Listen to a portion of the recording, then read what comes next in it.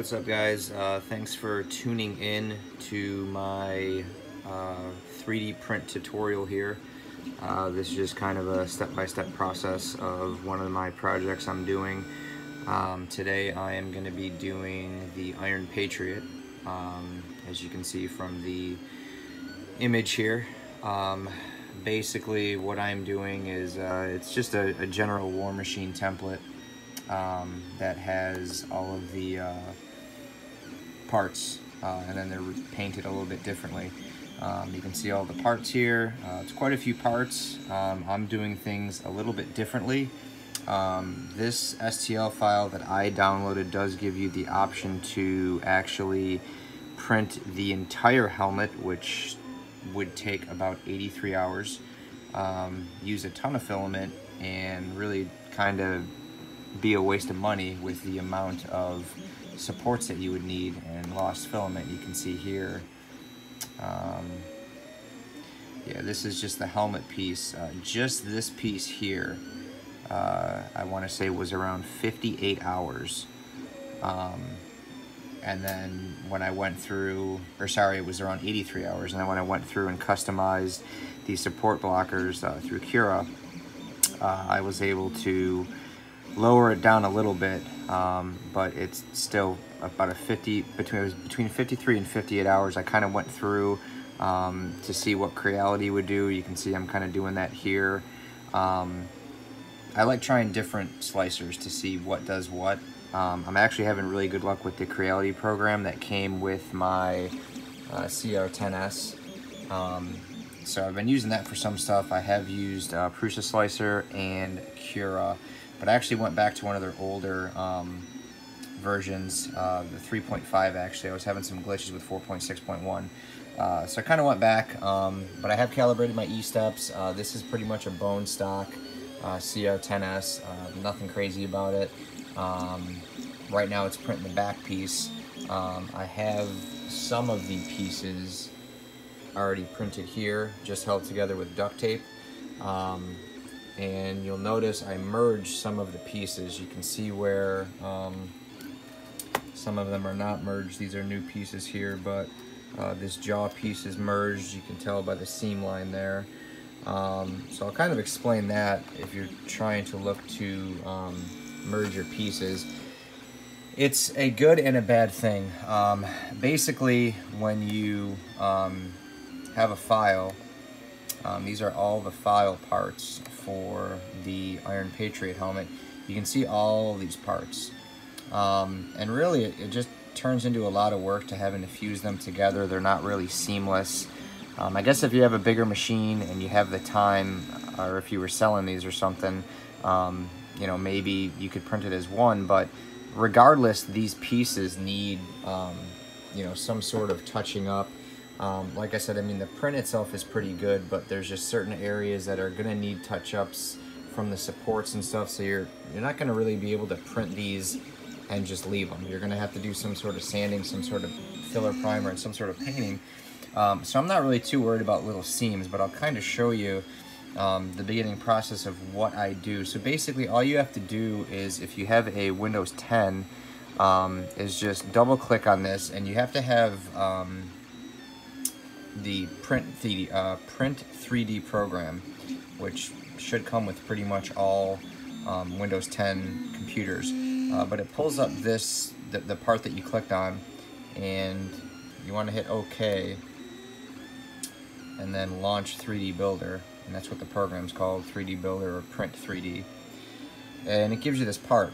You want to import the model, and what you can do is insert or add those other parts and merge them. Now some of them work very well. You can see some of the stuff that I've been working on here with the Iron Patriot helmet. And some of them, it's very difficult to get perfect. So I'll kind of show you on the other project I was working on here. So this is the rear helmet that we're printing. Now normally this would be two separate parts, and it's merged together, but no matter what I do, there's a line that's actually being created right here. I've adjusted the pitch, the angle, the X, the Y, the Z.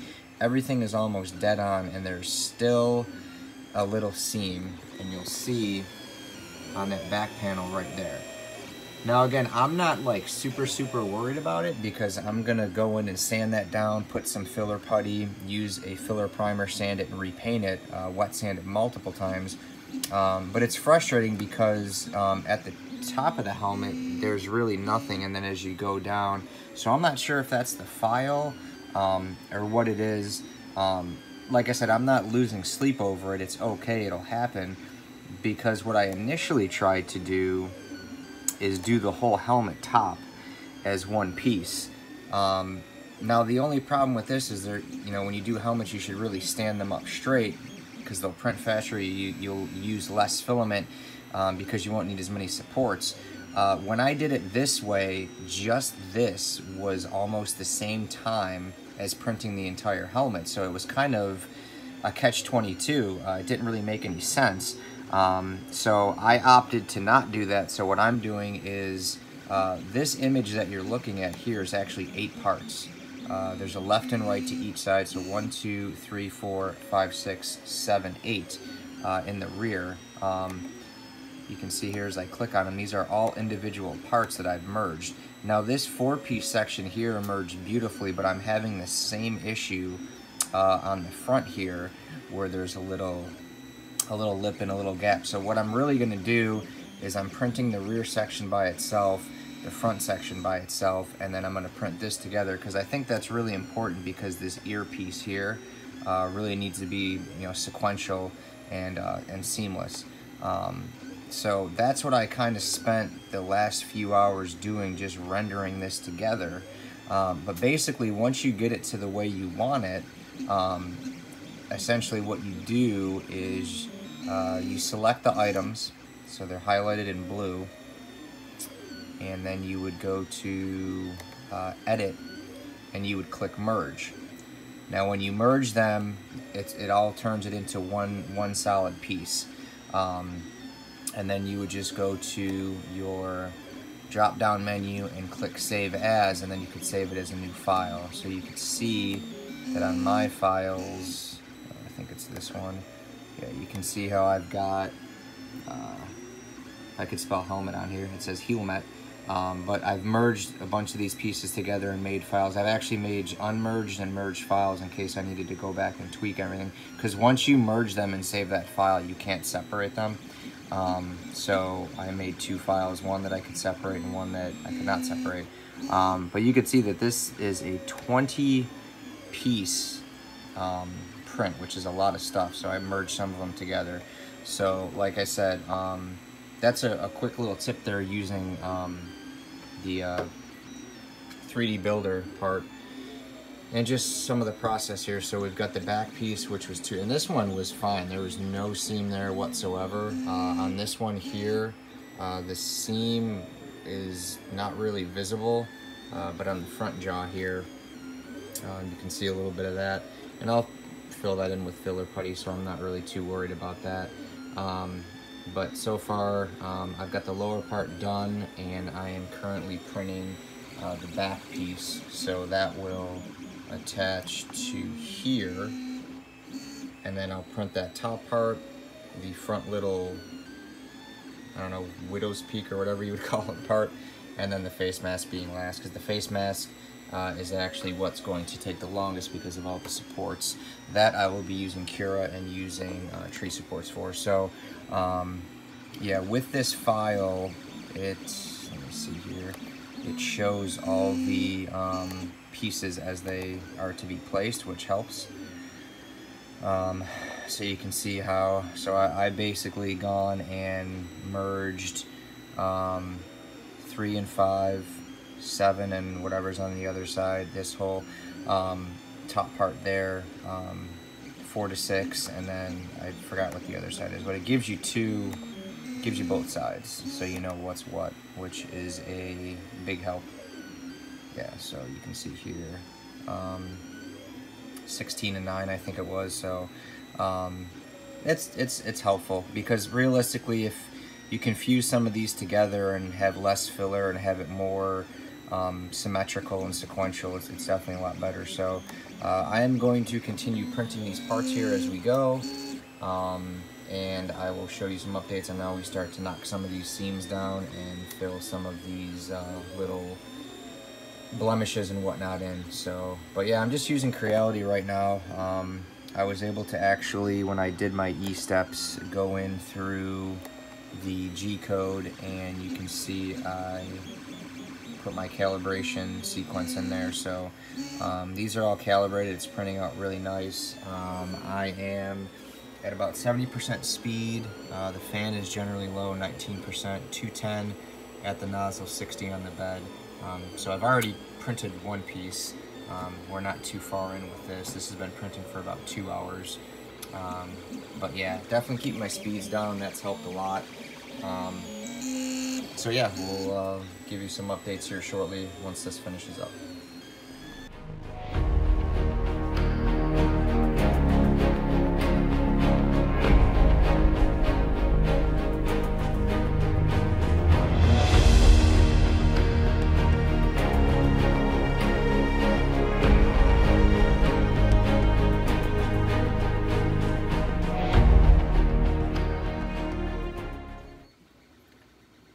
Alright, so basically the next phase in getting this helmet rolling, I guess, is fusing or conjoining the parts that I couldn't print in one piece. So again, I used Mesh Mixer and 3D Builder. This was 2 parts. This piece here was actually 4 parts, and then this piece back here was 2 parts. So essentially what I want to do is I want to start with the top half first, and this was perfect. There was no issue with the way it fused, which how I blended it was great. Same thing with this. This one had, I'll turn the helmet around, it had a little, for whatever reason, this blip in the back here. So I'm gonna have to fill that in with some filler putty, I should say, sand it, and then I will use filler primer over this whole mask essentially to really smooth it out.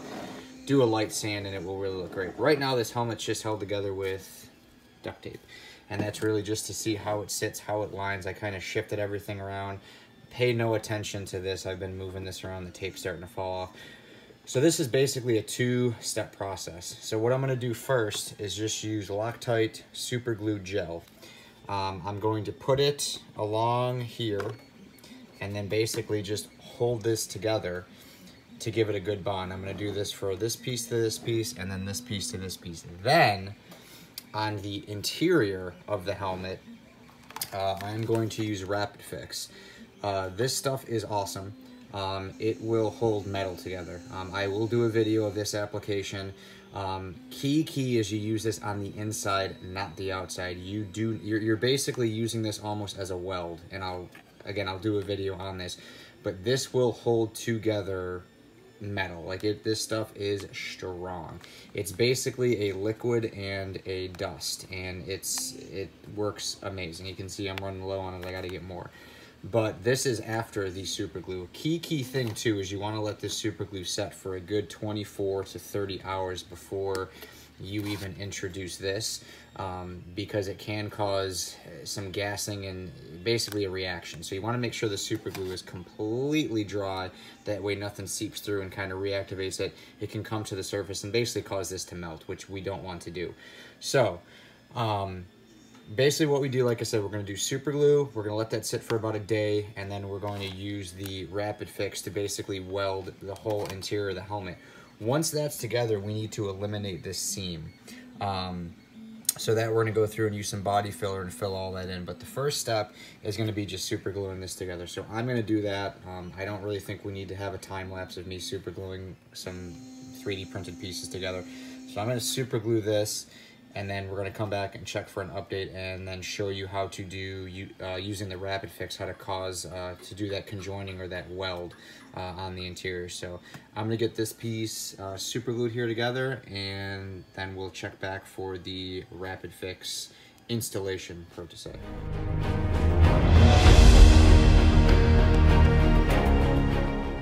Okay, so we've got the top part of the helmet fused, so this is all one piece. Everything lines up pretty good. Obviously it's going to need some putty work and some sanding. I got to knock down some of those seam lines. I did go and reprint this just because I didn't like the fact that this was 2 pieces. That would have been really hard to kind of keep the integrity of this line here, and it just would have been a huge pain in the butt. It's okay though, I'm going to use this. I'm going to make like a wearable helmet for my son. But one thing I did notice is I think my Cura slicer definitely is going to need some fine tuning. I'm not over worried about it because again, these masks get sanded and everything, but the cleanliness of the print here using Creality slicer, and then how kind of choppy my Z axis is, I'm definitely gonna have to go through and change that. Again, I'm not too worried about it. It stinks, but ultimately these are all gonna get sanded down and everything's gonna get filled in anyways, so it doesn't really matter. I'm actually more happy that this is 1 piece and it worked out really good versus a 2nd piece. And you can kind of see right here where that seam was. I thought I got this one almost perfect, but there's a little bit, and that'll fill in nice and easy. And actually, I might keep that piece there because it lines up right with that. And then on this side, I have the same thing. So I think I'll actually leave that little piece there and then just fill this in. I'm gonna try to keep the integrity of that line, but yeah, God, the print on this just was not as good. I don't know if something got changed in my slicer settings or what, but I'll go through and mess around with it. It just stinks because this silver one I did was so smooth.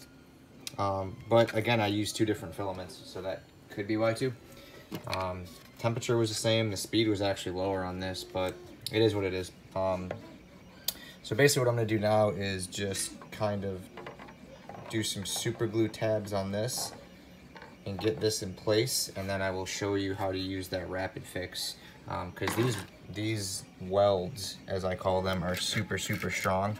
I'm gonna go through and do that with all of them, but this is just to keep it in place. But it is super solid, super sturdy with this rapid fix. So I'm gonna get this set up with the super glue, and then I'll show you how to do that rapid fix.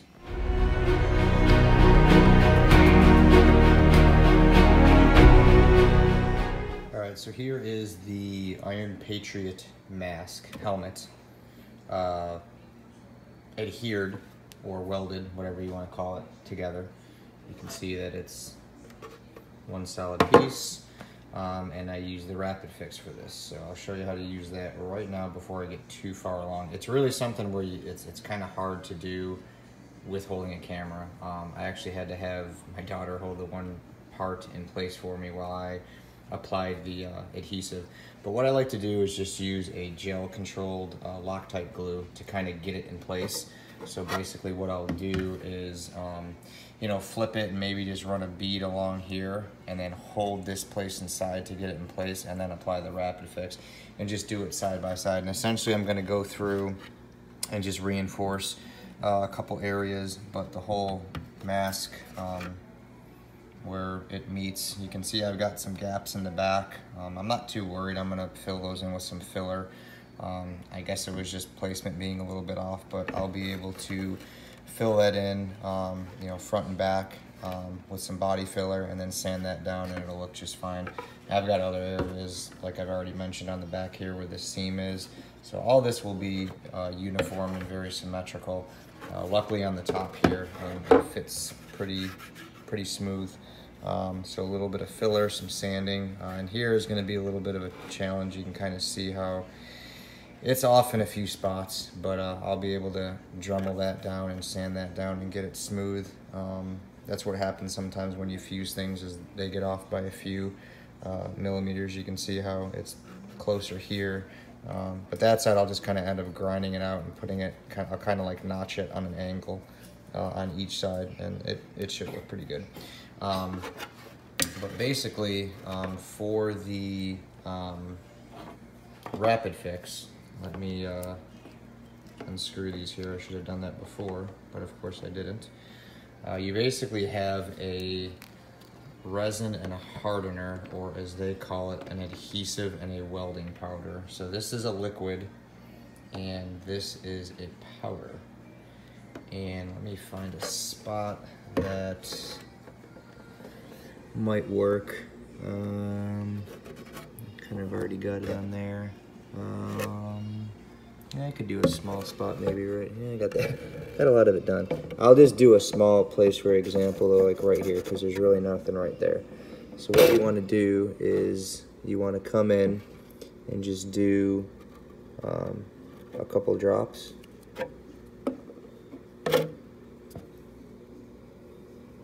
And you sprinkle that powder on. And it basically starts to stick and grab and cure. And then you want to do another drop. Sorry, my camera. I'm trying to look around the camera, and you just want to do a couple drops there and kind of move it around and let gravity take control. Just be careful and don't, if you're on your coffee table like me, make sure it's not leaking through. But it pretty much instantly dries. Let me see if I can do another spot just to see it a little bit better. I will try to do right here. So what I will do is I will do a couple dots right there.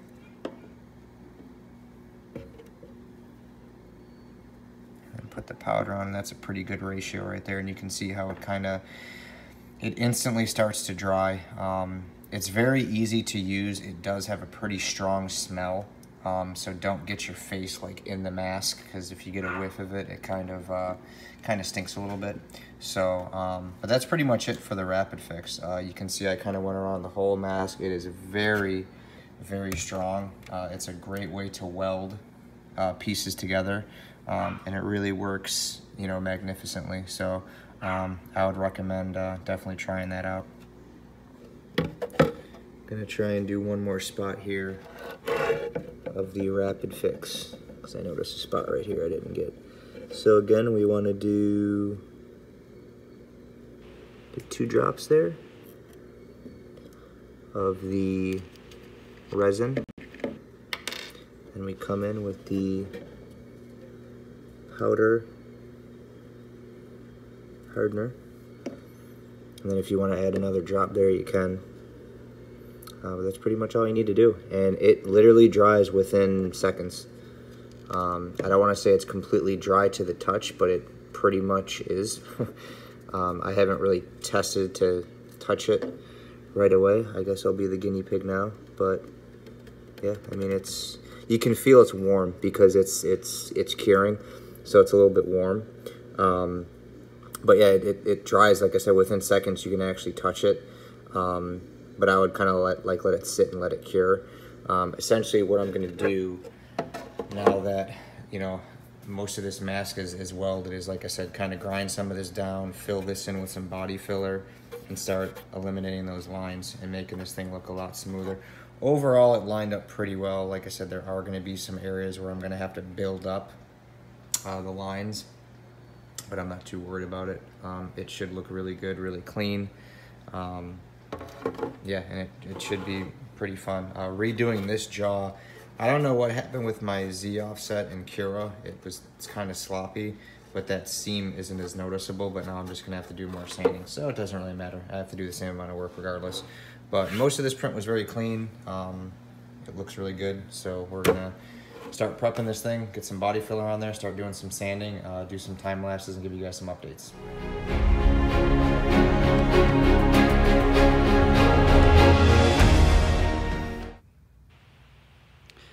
All right, so now that the mask is all welded together, fused together, whatever terminology you want to use, I have gone around and I'm starting to fill in these gaps. And then essentially what I will do is sand all these down. I use just very simply just some Bondo based, or I should say Bondo is the manufacturer. It's just body filler, automotive body filler. And it comes with the hardener. Don't know why I was filming the mask there.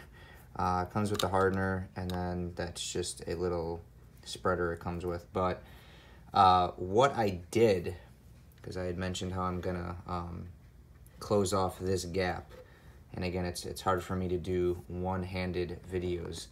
I took the face shield. So this is I guess a tip. if you're trying to fill in any gaps. If you were just loading it on these sides and sanding it down, you'd never really get it completely symmetrical or sequential with these lines. There's just no way. So a little tip, if you're dealing with body filler and you want to fill in gaps or lines and have them as flush as possible, take the piece that is adjoining or conjoining with it and line it up, okay, and wrap it in duct tape first. So what I did here was I should have filmed this, I'll do it again, but just take duct tape and do it very tight to these edges all the way around, okay? And then what I did was I put the mask in place. Again, this is hard to do with one hand, but I lined it up where it should go. I really cannot do this with one hand, it's so hard. I lined it up where it should go, and then I just I put the body filler over it. So what it did is it filled in those gaps. Now the key is don't let it fully hard. You kind of wiggle the tape and then wiggle this mask and it pops off. This piece was actually, you could actually see on the mask how far down it went. So I had duct tape on this piece basically to here, and I slathered that on, and then before it was fully cured, you want it hard but not fully hard, I just wiggled this off, and then what it created is the seam that I need. So you can see where, I don't know how well you can see that. I'm trying to get some good lighting here.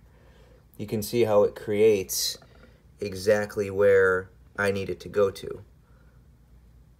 So that ridge right here, put this down. I really need a tripod. You can see right here, it has created exactly where I need to go to. So I will be able to sand right to there and it will be completely flush and flawless. Now I might need to touch it up a little bit, but for the most part it gives me that contour and that mold that I need. Now let me see if I can just prop my phone up here momentarily, temporarily, something. The nice thing it's going to create too is kind of an inlet. So see how it holds it in place?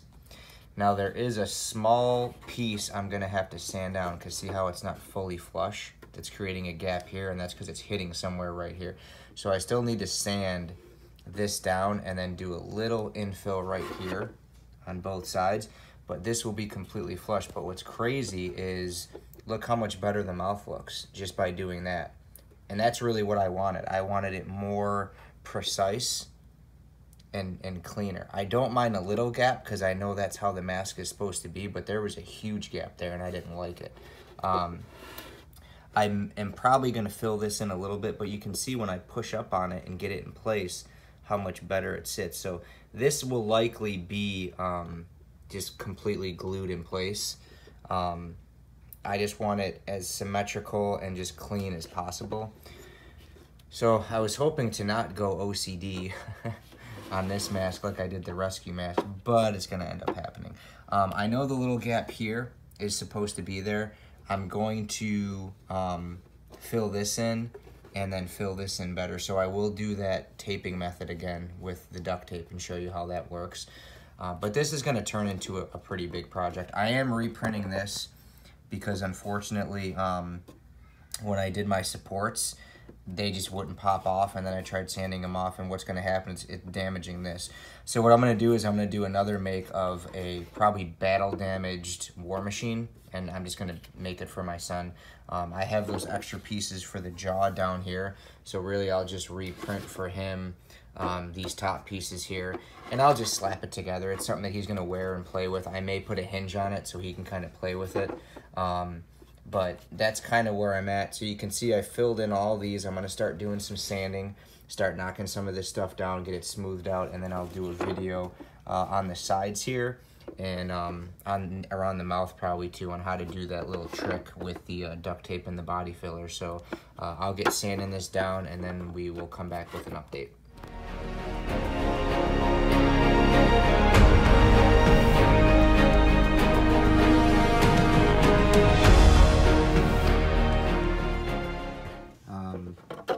I started filling in all of these seams with body filler, and right now I'm just sanding. It just takes a while because you don't want to go too hard on some of these tighter areas and mess up the integrity of the lines.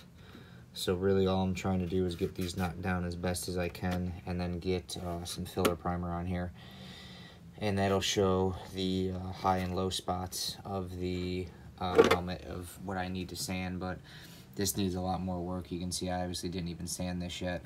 This is just kind of glopped on there. So I'm gonna get this sanded down a little bit more, give you a little update, and hopefully get some primer on this thing today. But the mask in itself is very structurally stable. Everything lined up good. It's just trying to eliminate those seams. So good bit of sanding left here that I have to do. So I'm gonna get more of this knocked down and get to it. Alright, so I've been able to get most of the seams filled, and everything is sanded pretty well.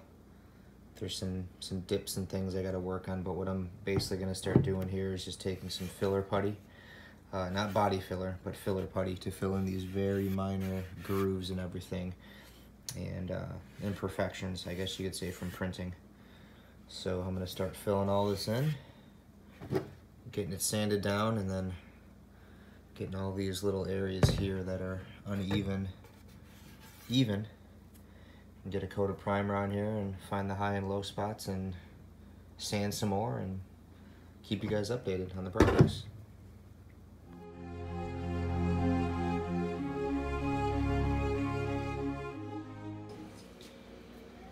Alright guys, so here is some upgrades, or updates I should say. It hasn't been upgraded yet, but some updates on the Iron Patriot helmet. Now what we are doing is what's called glazing. It's different than the body filler because it smooths a lot easier when sanding, and it's not as thick. And that's very important because on this helmet you have a lot of sharp curves and angles that you don't want to sand too much that will round these off. So you want to kind of keep the aesthetics of the helmet, especially in these little areas like here where you've got, again, sharp lines and crisp lines. Now, some of you might be saying, well, what do you do with the insert lines? Well, I'll show you. I'll redo another section. So basically, what I'm using is glazing putty. It's completely different than body filler. What I'm going to do is just try to get just a small, I don't really need a lot, yeah, just a small piece. And I basically take this, you scoop it up. So I'm going to find a section here. I'll just do, what part would be easy? I guess I could just do it kind of right here. So what you do is just kind of spread it. And then when I got to here, I just went right over it. Now you don't want to leave that because that's going to harden and you're going to lose all that. You're going to lose that whole channel, okay? So what I did is I just took a sharp piece of plastic here and you just go over it like this, okay? And see, it restores that line. Now, what I'll do tomorrow after this is fully dried is I'll actually go through with a plastic razor blade just to make sure that everything is out. And yes, Darkwing Z is here. Hi. He's what are you watching? Marvel Superheroes 2, and I'm trying to get far away, but I can't. Right, because we got Marvel Superheroes 2, and we're stuck on the one level, so we're trying to figure it out. Yeah, because it's underwater, and you have to try to break this door open, but I don't know how to break it open. Like, he doesn't know how to break it open. I'm going to try to help him. But so that's what I did. So if you guys are looking, first of all, if you do this method, this will give you, and you sand this, it's very dusty, but it's a lot easier to sand than body filler. And what I'll do along all these edges here is tomorrow is just, see how it just kind of comes off? This breaks off very easy. So all these contoured lines I'm not going to lose. I just don't want to smudge it and mess with it too much. It sands very easy. It comes off very easy. You've seen how easy, just by going over it, it keeps the line. So when I sand that, I'm not going to lose any of this. And all this I'll flake off when it dries, it'll all come off. And I'll sand this very lightly with probably 800. I'm not gonna go too heavy. This, I'm not going to worry about putting any putty in, bless you, Z, because the primer filler, the filler primer that I'll use, holy cow, the filler primer that I'll use will fill that and hide that in fine. But you can see how on the whole helmet here, I've kept all those lines. And it looks messy, it is at first. But once you get that first sand in, this all smooths out very easy. So I'll have a little video tomorrow. I'm gonna let this sit here overnight and let it harden and dry, and then we'll get some sanding shots.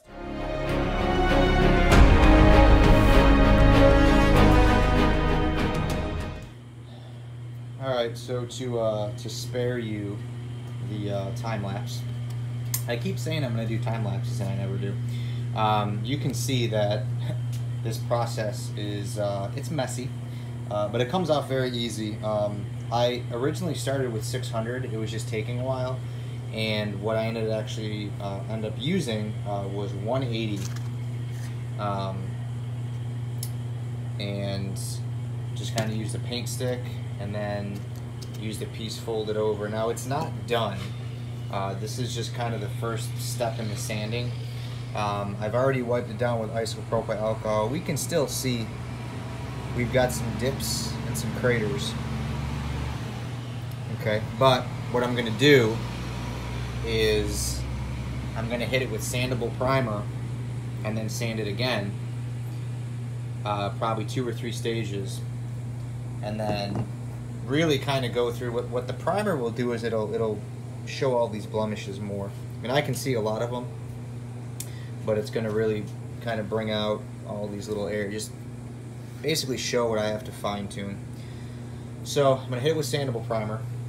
I'm going to sand it probably with 220. On this I did 180 and then I did 220 here. I'll probably just hit it with 220 in some of the corners. I might have to hit it a little bit more. But you can see it, all these, you know, seams and everything, you're not even going to see them once they're primered. So I'm going to hit with some sandable primer, sand it again, and then use filler primer, because that's going to fill in all those microscopic holes and pores and things that we leave behind with sanding. Now what I'm going to do here before I prime it is go through and clean all these edges, but I'm actually going to use a razor blade. And while I'm priming, I'm actually going to clean this out too, because we don't want to lose the definition and the integrity of this helmet. And you can see it's been kept pretty well even after sanding.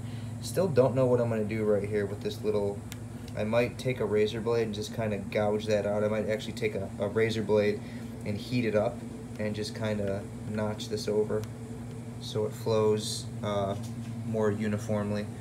And I may have to do it right there too. Everything else lines up pretty good.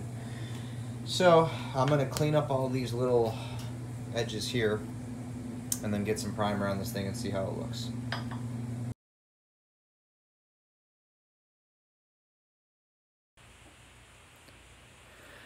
Alright, so here we've got the mask primered, and like I said, the whole reason for this is just a light coat, is to bring out the blemishes. Now the reason why I do black is because when I sand it, the high and low spots will be much more visible, and if you just have good light, you can kind of see. So we still have some lines here, and I'm confident that when we do 2 coats of filler primer, and I'm going to sand the filler primer once, these will all fill in. It's hard to get rid of all of these, but you have to understand between the paint, the clear coat, and then the wet sanding and the re-clear coating, that a lot of this will go away. So this is just to kind of see the defects that I need to sand down. So like in these corners here, they all stand out a lot more when you've got good light. So I've got my garage door cracked open here and I can see things a lot better. Now there's some areas that, you know, I don't know how smooth they're gonna get on this side. Again, it's hard because you've got these lines. You don't want to sand that too much. So I may have to sand that down and refill that. But again, this is just stage one. This is a very in-depth process if you want to get these masks smooth. You can even see still a little bit of a seam here, so I'm gonna have to work that down. Like I said though, once you get a couple coats of paint, some clear coat, you wet sand it, you'd be surprised what all you can get knocked down. I mean, overall, like I said, this is just the beginning stage. This back I'm very happy with. You know, all the seams merged very good. You can see a little one right there. Like I said, this first coat of primer is literally just to see what I need to work on. So 95% of this primer is going to be removed. And then we'll go into some filler primer, which will really fill in these defects. This side I was able to notch out some of this. This one I'm going to have to heat up and notch it out a little bit more, but I will get that done. And it'll look a lot better. I mean, overall, I'm hoping I can kind of knock that a little bit, but if not, it'll be on the wall and you won't even really be able to notice it. So, but overall it looks pretty good for just the beginning stages. So we got more sanding to do, so stay tuned.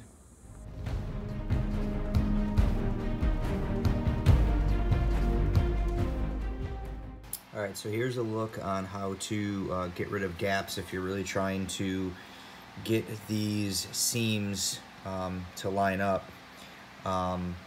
Basically what you want to do is you need two pieces and to eliminate the gap. So what I did is I took the face shield and just put basic masking tape all the way around. And you want to get it tight, you want to get it clean. You don't want any sort of bubbling or wrinkling or anything, because you're basically trying to create a new body line.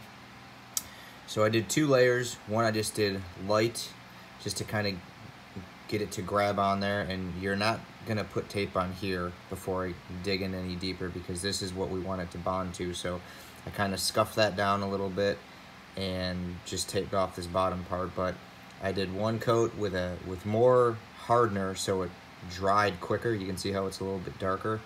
And then this is just a lighter coat.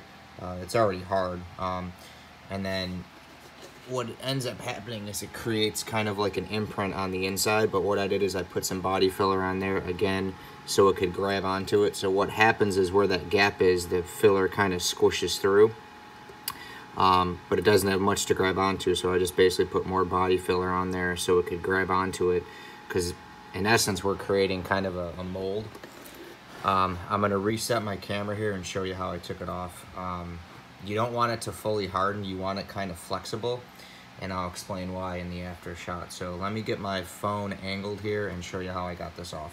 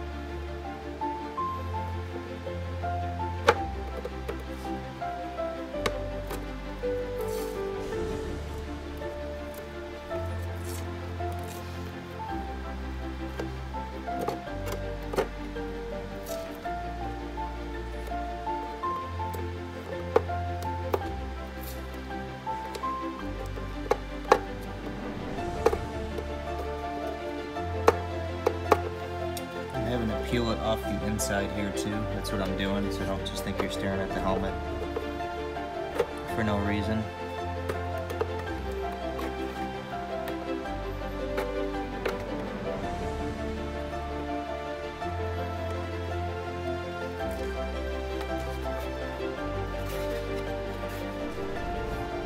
But you can see why you don't want it completely hardened, because you want to be able to flex this a little bit. So now I'm just trying to wiggle this off here without pulling off. You can see it's starting to crack here.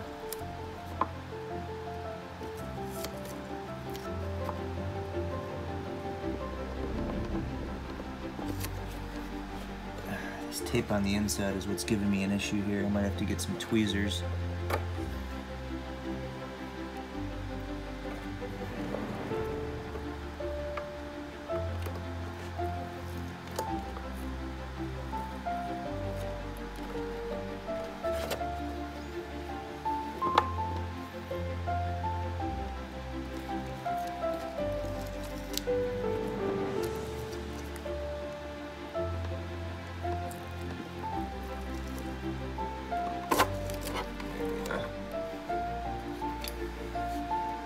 So you can see I slid it off here, and you just have to kind of have some patience. Now, I did have a small area start to crack here, but it's not detrimental to where I needed it sanded, so it's really not that big of a deal, because you can see where it cracked is after the fact. Had it cracked up here, that would be bad news, and I have to do this over. But you can see where it cracked. I have to sand all this down anyways. So what I'm gonna end up doing is letting this dry just a little bit, and then I'm actually gonna cut it with some shear cutters, and then I'll actually see, once I get all this tape off, it'll kind of leave a mold. It's hard to tell, but see how it's created that line right there? That's where I want to sand to. That's my new body line. That's what lines up with the mask shield. So what I'm going to do is just let this sit, because I don't want to crack it too much. I'm trying to see on this side if I can't really tell because there's a piece of tape in the way. And like I said, I don't want to peel this off just yet because it's kind of weak. I want to let this set up and dry. So I'm going to let this harden. Peel all this tape off, and then essentially, like I said, what I did is I made a mold for a new body line, so that's a really good shot of it right there. So what I'm going to do is cut that right to that line. Hopefully everything has stayed pretty much uniform. You can see that whole new line that it made. Let's see if I can try to flip this tape back. Oh, and I really lucked out where it cracked. It's like right where the body line is, so that's actually perfect. So it's created me this new body line that I'll be able to, I'll probably have to add a little bit more filler to get it completely level, but this is what we wanted. We wanted that new body line. You can kind of see the outline here of where that is. So I'm gonna let this just get a little bit harder, and then I'm gonna cut it with some shear cutters and give you guys a shot of the after effect of this. All right, so now that this has hardened, I'll flip this over. I peeled all the tape off, you can see. And it gives us exactly what we want, is that mold. So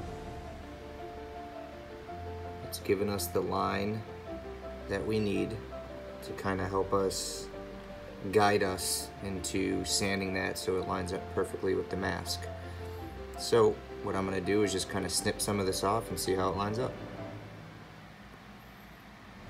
Alright, so obviously it has to get sanded, and I actually just used regular scissors. It just kind of snipped right off. Some of it was actually just breaking off right where the seam met. But you can see that there's still a little bit of gaps here. This has to get sanded down. Once this gets all sanded down and formed, it should look a lot better. I may need to do another little section right here. I probably won't go through the whole process of making that mold. I'll probably just glob some on there and just sand it freehand. But you can see it creates a nice little, it fills in that gap for sure. So it just has to get sanded down a little bit and fine-tuned. So, but yeah, I'll definitely have to put some on this side. But I was just giving you an example of how I did that mold. So sometimes you don't get it in the first try. You have to do it 2 or 3 times because you sand too much or don't sand enough. So I'm gonna get this sanded down and then let you guys know how it looks. We are very, very close to eliminating this gap. Keep in mind, I am going to, before I paint this, heat this up a little bit, and this will all be glued in place. This is not going to be a functioning mask. I'm not going to have it open. I'm not going to have it do any of that.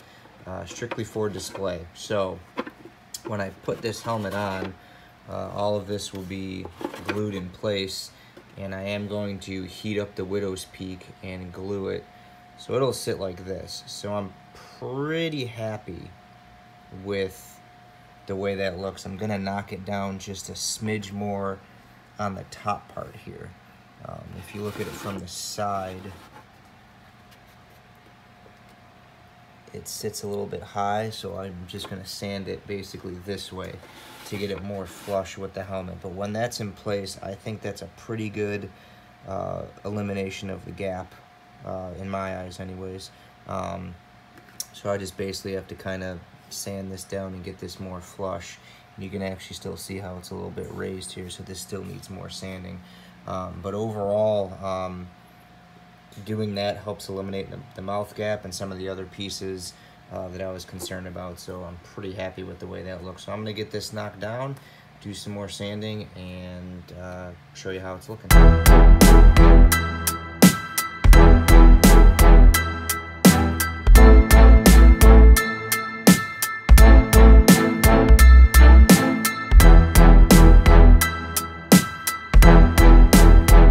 Update on the mask.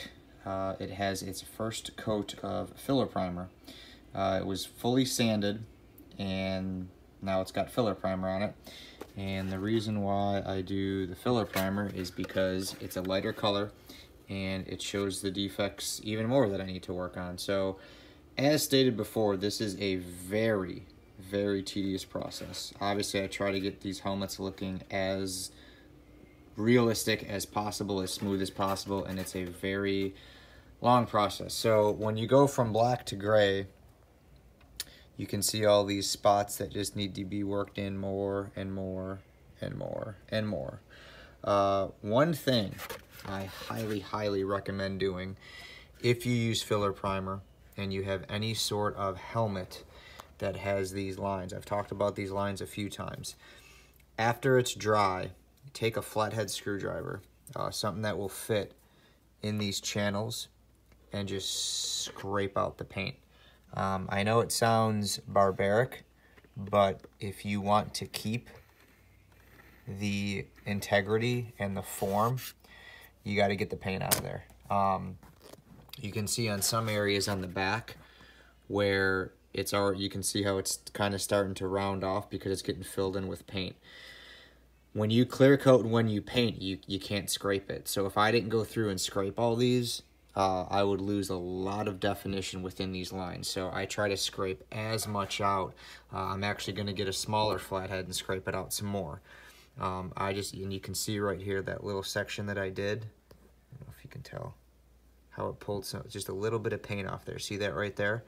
You want to get that out because that'll fill in, and you'll lose that. You'll lose all these lines. So I basically take a larger flathead and just try to scrape this out. Try to do this here. I just run it along the channel here and apply a decent amount of pressure, and you can see how it's removing that paint. I will then take a finer screwdriver, flathead screwdriver, and clean out that channel even more. It helps so much. These will all fill in if you don't scrape them out. And of course, you're going to sand over these, which is also going to wear down the integrity and definition of the helmet. I've got some blips here on the side, and that's simply just because when I was putting the face mask on, it was still kind of wet and it slipped. I did go and spray the mask just to see how bad it was, and obviously it needs a ton of work. So I'm going to sand this down and then putty this thing up. Also, from putting the filler primer on, it creates gaps in here, so all these in here need to be resanded now because it doesn't really line up as well as it did before it was painted. The mask overall is starting to look cool, but it's far from done. So basically what we're going to do now is I'm going to sand this with 180, and then putty it just like I did the helmet. This I'm going to transition down to a lighter sandpaper. We got rid of the heavy defects. It's all more finer defects now. And you don't want to use a heavy sandpaper because it's going to start eating away at all your corners and your edges of your helmet. So it's going to take longer now, but I'm going to move down to either 220 or 240 and then move down from there. Each layer that we do, we're going to use a lighter sandpaper. So I'll go through and do this with 220 or 240, filler primer it again, clean out these edges, and then probably hit it with 400, do it again, and then I'll do 600 or 800. So it's a process that's repeated 3 or 4 times to really get these things smooth. But really right now I still have a lot of work here on getting these lines out. So that's going to be today's chore. So I'm going to get working on that, and then I will show more updates. And I was just doing this by the window so you could see the light better. You don't always get the best light, so I'm just sitting here by my window. Yeah, so I'm going to start working on this and move along to the next part.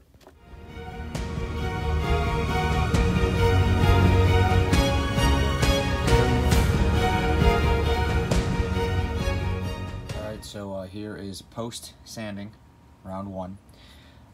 Again, this is more meticulous sanding. Really the black one was just to identify some high and low spots, and primarily now all the high spots are gone and we're trying to knock down the low spots, and that's why you're seeing the primer diminish. The goal of these steps with the filler primer is not to remove all the primer. That would completely eliminate the purpose for priming with filler primer. What we were trying to do is knock down the spots that are too low, so then we re-filler prime it and then sand this with a lighter sandpaper, and then it's all level. So you can see where a lot of the high and low spots were. Higher spots are going to show more of the black primer from before. The low spots are going to show the filler putty and some of the body filler and whatnot. So again, this is why I like to use different color primers, because things like these become apparent and you can actually see what is what. So what I'm going to do now is wipe this down with isopropyl alcohol and clean everything up and do another coat of primer. I will go through all of these seams and clean them out before wiping with isopropyl, and then I'll just kind of blow it down with my compressor. But so far it is cleaning up very well. All I used was 220 grit. In these smaller areas I kind of did it by hand. It's not going to be perfect. Really, when it comes down to it, is all these are going to have to be done really fine after this next layer. So we're kind of whittling down section by section, frame by frame, but a lot of it was just done with a paint stick and some 220. What I'm going to do is kind of clean this up, filler primer it in, and I will go up to 400 and sand from there. So stay tuned. Alright, so here is post sanding op, if you want to call it that. Number, what are we on here? Number 3 or 4? I don't know. Basically what we've done is so far, we have spot puttied, sanded, primered, sanded, filler primered, sanded, refiller primered, and then we've sanded this 3 times. Now, I haven't cleaned out all the little nooks and crannies. I literally just got done sanding. I am covered with dust. But it is really starting to take form here. There are some very minute areas that need some repair. I got a little section right there where there's, I don't know what's going on there. On that little corner piece, it needs a little bit more sanding. Again, I don't know how in depth I'm going to attack this, because when you paint, and especially with the clear coat, when you wet sand, stuff like this you won't even see. And I don't want to put too much primer on here, because I know that these are going to fill in a little bit. So I'm really at the point where what's going to happen is some of these little things here I'm going to fill in and just kind of level them off. There's one in the back here. A little spot right there that needs to get filled in. where I'm really kind of ready to quote-unquote call it on the primer aspect.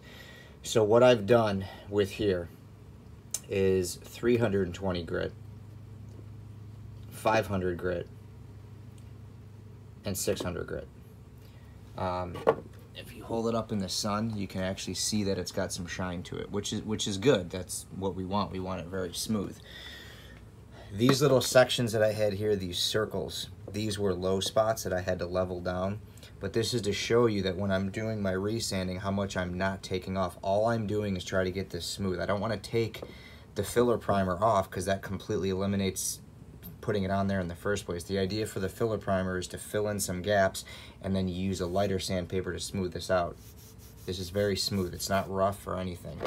I was able to keep most of the lines in here along the back. There's a crock in the background. Now there's two. So everything looks very good. You can see I had some more lower spots here, but everything is very, very smooth. And overall, I'm really happy with the way this looks. It's very structurally sound. All the seams are pretty much gone. So like I said, when you do multiple coats of filler primer, you want to go up. You know, if I attack this with 220 every single time, you're not doing anything. You're just taking off what you're doing. So I started with 220 on my first coat of filler primer. I then jumped up to 320, and on this I did use 320, but I used like old 320, so it was kind of more like 400, and then I did 500 and 600. Now I could jump to 800, and I'm going to do a test spot and see if it makes a difference, but ultimately what I'm going to do now is just go back to regular non-filling, just primer. I'm going to clean all these little ends up. That's just dust that'll come off, so it's not like I've ruined the line there. Clean all these lines out, wipe it down with isopropyl alcohol, and I'm just going to do just straight primer. No filler, no nothing. It's pretty much as good as it's going to get. The only thing I probably don't like are those little two marks there. I'm just going to have to live with them. It happens sometimes. Realistically, it's going to be on a wall like that. You're probably not going to see it anyway, so I'm not too worried about that. I may even be able to, when I airbrush, kind of change that line a little bit. But overall, the helmet is very smooth. It's looking very good. So what I'm going to do is clean this up, put a coat of primer on, and really my last bit of sanding. I'm going to obviously fill these in first, knock those down with just some light sandpaper, and then primer it, and it'll be good to go. So I'm going to get this guy cleaned up here, and we'll move along to the next stage in the process.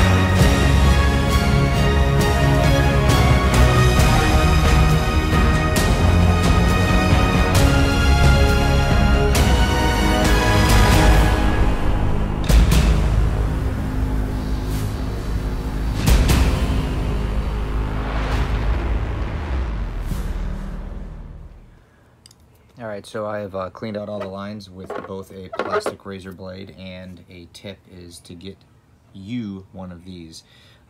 This is just a pick tool. You can get them at Harbor Freight, Lowe's, Home Depot, pretty much anywhere.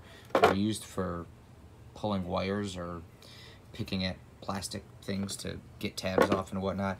But these work really great because the tip is got a little bit of a sharpness to it, and you can kind of redefine the line. Now, I'm not going to do it with one hand because if you go hard on this and miss, you'll gouge the filler. So you don't want to do that. It actually happened right there. So now I have to touch that up real quick, but I'll just sanding it down real quick will fix it pretty good. But I'm gonna post some pics here of before and after of how actually clogged up all these get. So if you're working with lines, you always want to clean them out first, because if you spray isopropyl alcohol in there, it could obviously just, it's gonna turn it into like a mud, and then it could just fill in there, and then you primer over it and never get it off. So I always clean all these out, and then I actually go through this again one more time with a plastic razor blade, and sometimes even this. It's always better to do it twice over than skip a step, because like I said, when you get into putting your clear coat on, a lot of this definition is going to be lost, which we don't want. We want to minimize that as much as possible. So just want to show you the whole cleanup process here. I'm going to get this thing wiped down with some isopropyl, go through these grooves one more time, and get some primer on this bad boy. So it has all been cleaned. It is ready. There's a cat in the background, so I'm gonna get him out of here. So we don't need any more filler primer. I've kind of already touched that. This is just a very light coat. I'm gonna do 2 coats of this, and then we're gonna skip to 800 and 1000. We're gonna do 1 more coat, and then we're gonna sand it with 1500, possibly 2000, and then it's done, and then it's ready for paint. I actually held the mask up, and you don't even see this, so I don't even know if I'm gonna worry about it. I might just put some spot putty in, but I'm just gonna primer it for now. But essentially what I'm using is just the Rust-Oleum self-etching primer. This lays a little bit different than a normal primer. It lays a lot smoother.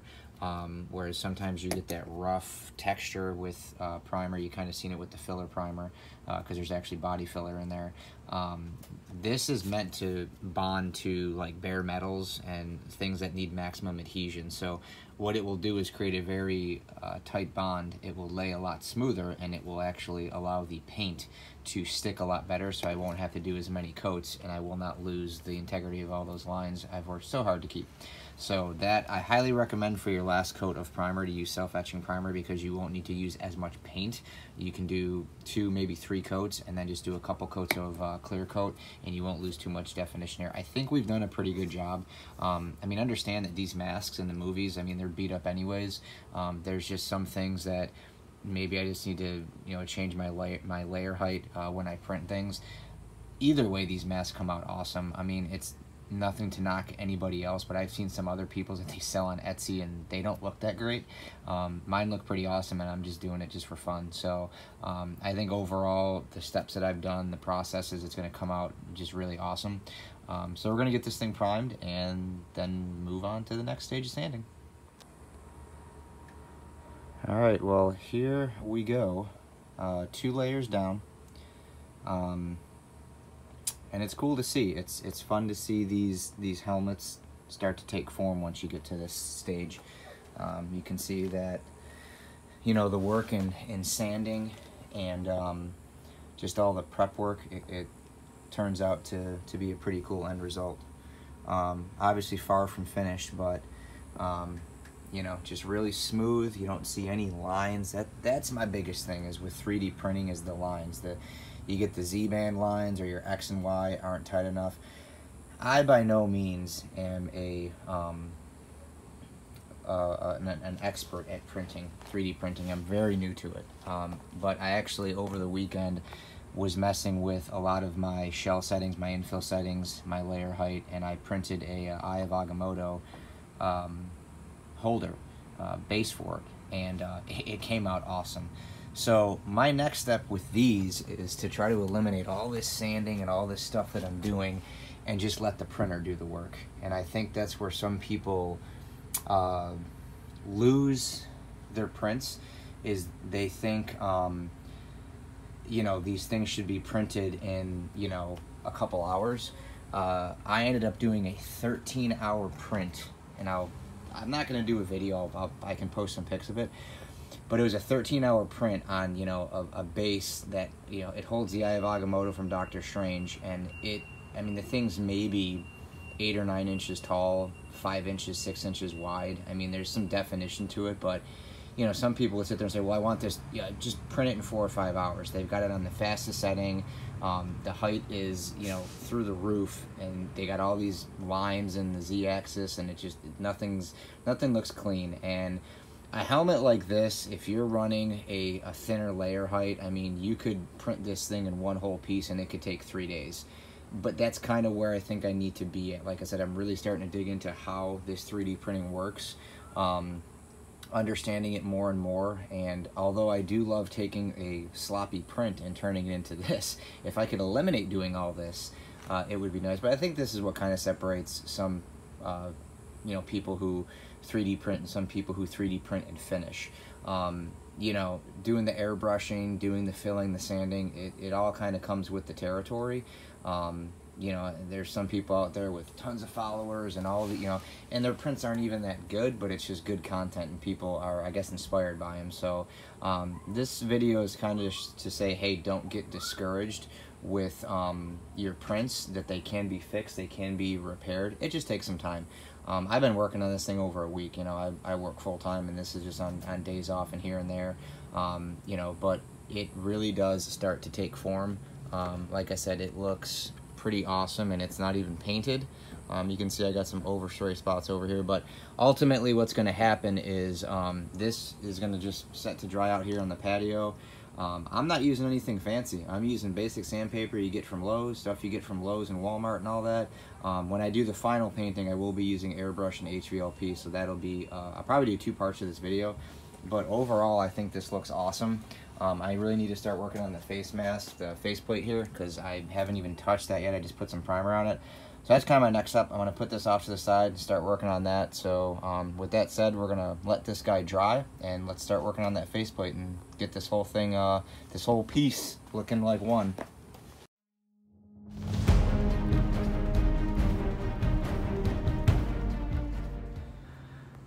All right, so moving right along, getting a lot accomplished today, surprisingly.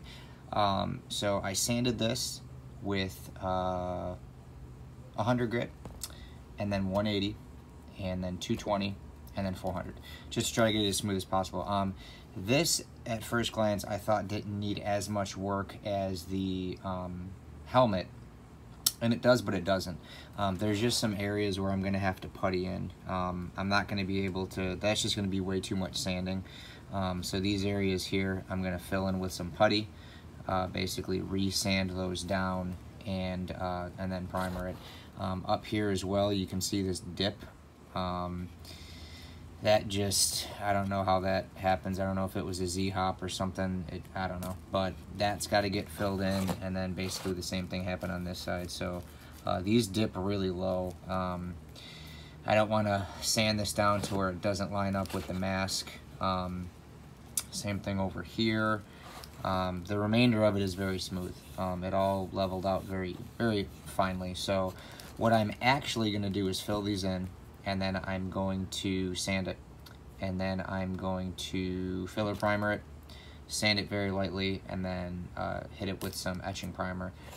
Over on this side here too, there's just, it's like I said, it's gonna need filler primer. So we're gonna hit this with some putty and some filler primer, and then keep moving along. Down here needs it too. But overall, everything's, I'm kind of getting a lot accomplished today, so I'm pretty happy with that. This lines up very well. I'll show you how that gap looks once all this is kind of coming together. And, you know, realistically, we're right around the corner from paint. Like I said, a little bit of sanding on the helmet, a couple rounds on this, and we'll actually be able to start masking stuff off and taping it in the next day or 2 here. So gonna work a little bit more on this, and on to the next step. All right, so here we are post glazing or filling or whatever you want to say it is, and sanding. So what I did is I used the spot putty. I did not use the body filler. The body filler I used, if you remember, to fill in that gap on the widow's peak. This is just a very light filler because the imperfections and divots and whatnot were very thin. And what I've done here is I just kind of, where it was heavily, where there were dips and cracks and whatnot, I just kind of layered it on there, and just did a thin layer, and then went over it with 180, 220, 320, and then 600. And it's very smooth, which is what we want. You can see that I did not take all the primer off because, again, that's what we don't want. The primer is filling in some of these defects, and some of the areas that are popping out are the ones that we had to fill in more. So you can see there were some deep spots here, here, here. You can see basically where all the red was is where those were going to be too deep to actually try to sand off. It could compromise the integrity of the face mask. So that was all kind of filled in. You can see right there it filled in that line there, some gaps on the side, and everything else just kind of smoothed out. So I went through, cleaned all the cracks, wiped it down with isopropyl. I'm going to wipe it down one more time just because I'm touching it right now and getting oils on my hands, which we don't want. But we're going to do a layer of filler primer here. So we're going to filler primer it, let it sit. I'm going to sand it with 600, 800, and then do some etching primer, and then we're going to see how the whole mask kind of lines up. And then, like I said, we're getting in the end stages there. Needs a little bit more fine-tuned sanding after that etching primer and another coat, and it's ready to go. So I'm going to get this thing prepped here and start doing some priming here.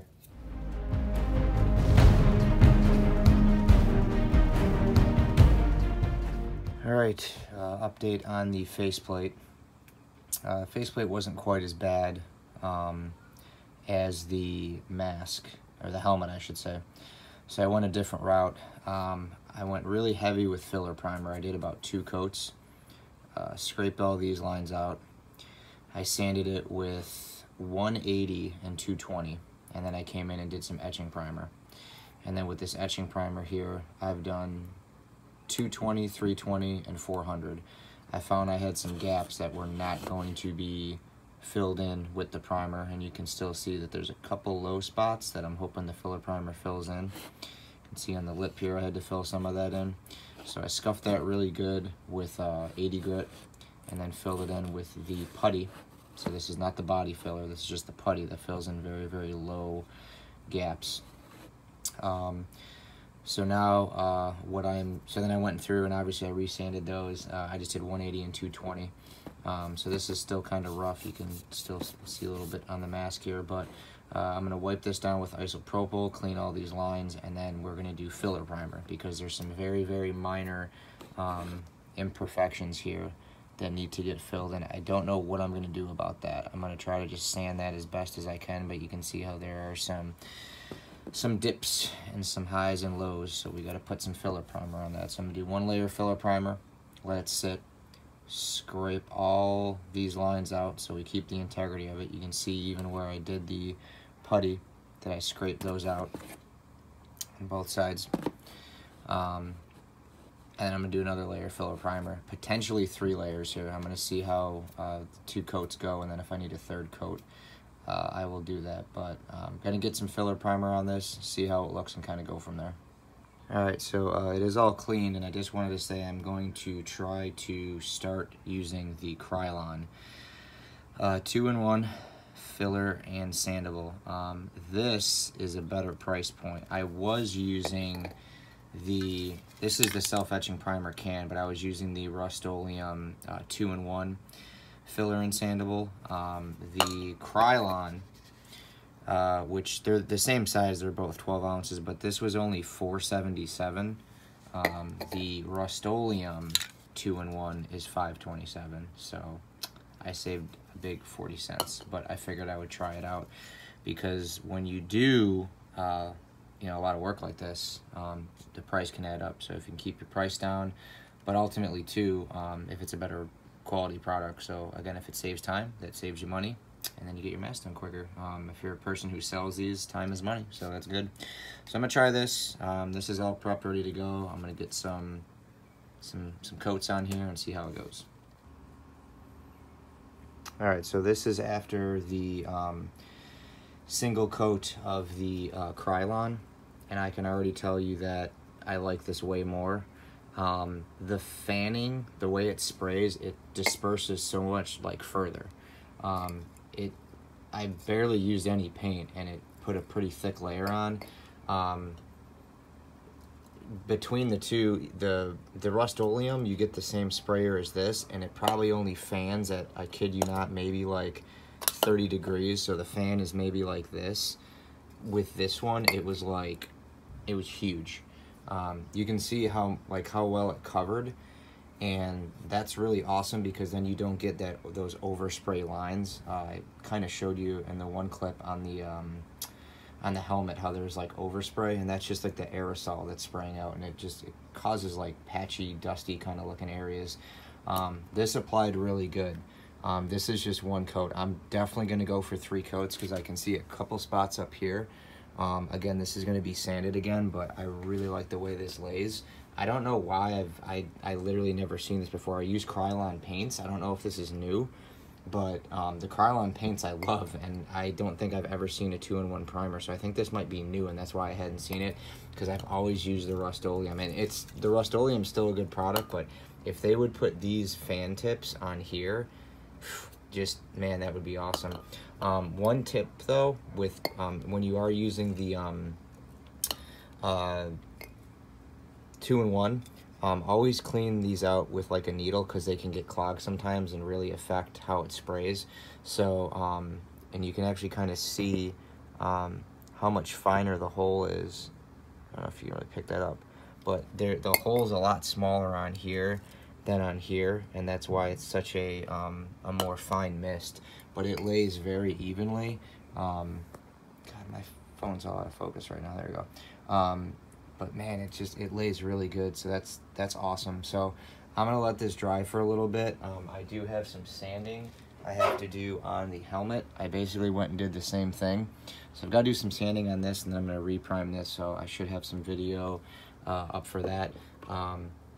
This was sanded with 320, 400, 600, and then we're gonna do filler primer, clean all the lines, sand it, and then do a final coat of primer, and this thing's gonna be ready for paint. So this thing's really close, and this is getting really close too. So yeah, I'm getting pretty pumped here. We're kind of winding down, so I'm gonna do some sanding on this and then let this dry, do another coat, and I'm hoping by the end of the day these things will be ready for paint. So back to work.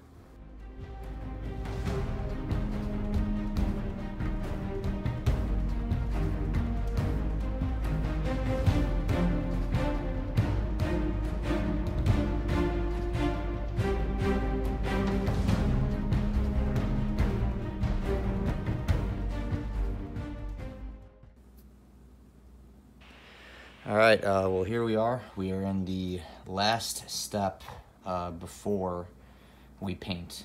I know you might be saying, man, this is getting pretty monotonous. This is pretty tedious. I kind of warned you that at the beginning of this video. I kind of go a little overboard with my masks to try to get them as clean and as smooth as possible. It is a process, but in the end, I think it really does pay dividends. Like I said, I've seen a lot of masks that, I see people sell them on Etsy, and they just look like they print them and they just throw paint on them. They look, to me, they look terrible. I guess to other people they might look good, but the idea of these videos is to really show you, what goes into those masks that look so realistic. It is a lot of work, So here we are. This was a final sand that I did, and I still have a couple more spots to show, to touch up, and I wanted to show you before I do this, but basically I hit this thing with 400, 600, 800, and 1,000. That's why it's so, you can see how shiny it is in some areas. Now, I'm not gonna leave it like this, because realistically there's sanding marks in here, so I am gonna prime this one last time before it goes to paint, but I wanted to show you, before this is completely done, what I'm looking for. So on the mask, you can kind of see that little spot right there? Those are the spots I'm looking for. So what I do with that is I basically just hit it with 400, 600, 800, and 1,000, and it just smooths everything out. There's a couple spots here and there, and the reality is if I didn't sand this, the paint would fill it in. The wet sanding is really what I'm going to focus on, so that'll be in part 2 of the video. This is the last part of part 1, so after I get done talking here, you're going to see a couple slides of this thing primered and ready for paint, and then that's going to be it. Part 2 really digs into, just painting it, prepping it, masking it off. There is a lot of detail that goes into painting this mask, so part 2 is going to be just as long as part 1. But there's just a couple spots.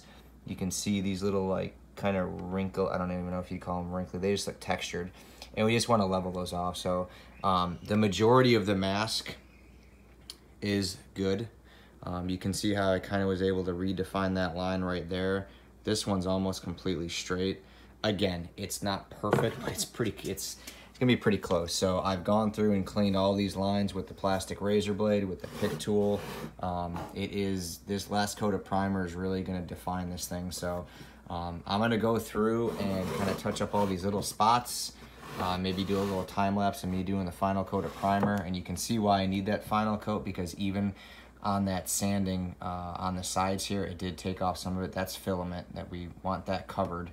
We don't want that raw. So there were just some areas that, like I said, you can sand and sand and sand, and there's just some spots that were never completely leveled that you need to. But as far as the overall helmet, the fitment and everything goes, I could not be more pleased.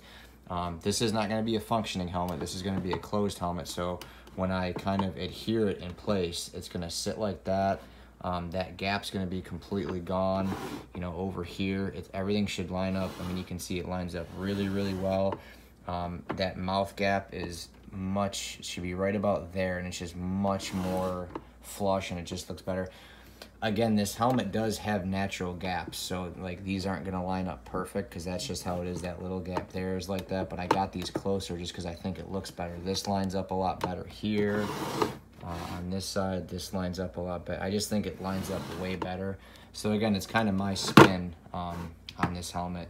But overall, it does look very good. Everything is very clean, very uniform. I think it's going to turn out great. So I am going to do the last bit of touch-ups on this. I'll have some slides for you on part 1 of this at the end to give you a view of it before we start part 2. So I thank you for joining me on this expedition of Iron Patriot. And we'll see you guys in part 2. Thanks.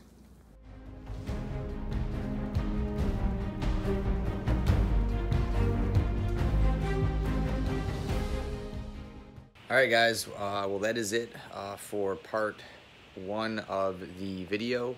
I thank you all very much for tuning in. Make sure you tune in for part 2. That is going to have a ton of information as far as painting, as far as masking, color sanding, wet sanding, polishing and finishing of the mask. There's a lot of information in this video. I know at some points it might have been not confusing, but there's a lot of steps to it, so I tried to be as thorough as possible. Right now I've got the mask set up because I'm going to be filming part 2 right now. We're going to be getting this thing painted. We want to let it sit. We want to let it dry. The biggest thing with painting, and even with priming too, is time. You can sand very fast, but you have to let that primer set. You have to let that paint set. So that's really the longest thing of when you're painting, is just letting it cure and letting it dry.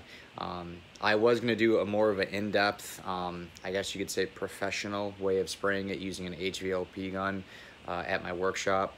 However, these videos are geared towards just DIY guys and DIY individuals who do it from their garage or from their home. I am actually having a shed delivered in a few weeks, so I'm super excited. I'm going to have a whole 3D little setup area.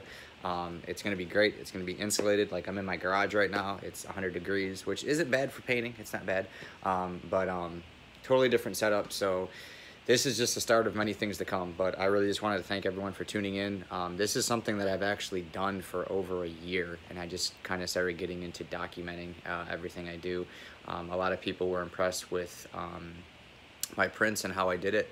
Like I said, I'm still getting better at the actual printing process. I've always been very efficient at the finishing process of, you know, sanding and getting out the blemishes and painting and things like that. So I've got a lot of cool more videos ahead, but this is pretty much it for video 1. So make sure you look out for video 2.